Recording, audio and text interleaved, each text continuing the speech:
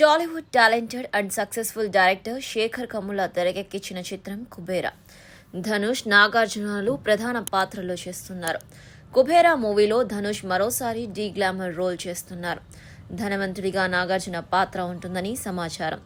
Teaser చూస్తే ఆ భావన కలుగుతుంది. ఇక హీరోయిన్గా రష్మిక మందన నటిస్తున్న సంగతి తెలిసిందే.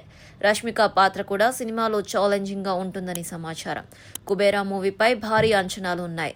ఫిదా అనంతరం శేఖర్ కమ్ముల కుబేరా చిత్రంతో ప్రేక్షకులను పలకరించనున్నారు.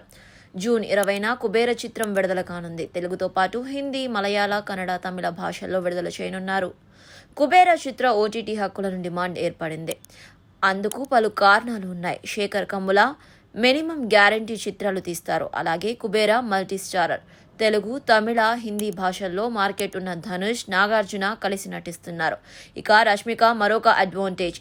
ఈ మధ్య కాలంలో ఆమె నటించిన యానిమల్, పుష్ప 2, ఛావా 100 కోట్ల వసూళ్లు రాబట్టాయి.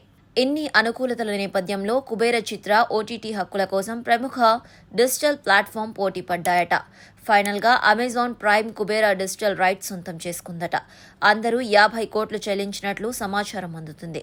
ఇది ధనుష్, నాగార్జున కెరియర్లలో హైయెస్ట్ ఓటీటీ డీల్ అని తెలుస్తోంది. కుబేరా చిత్రాన్ని దాదాపు 100 నుండి 120 కోట్ల బడ్జెట్తో నిర్మిస్తున్నారు. కుబేరా చిత్రానికి దేవిశ్రీ ప్రసాద్ సంగీతం అందిస్తున్నారు. జిమ్ సరబ్, దలీప్ తాహిల్, సునైనా ఇతర కీలక రోల్స్ చేస్తున్నారు.